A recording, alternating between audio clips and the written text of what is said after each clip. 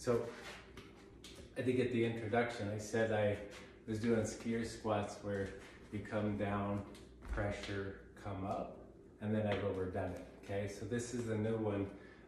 They're both good ways to turn.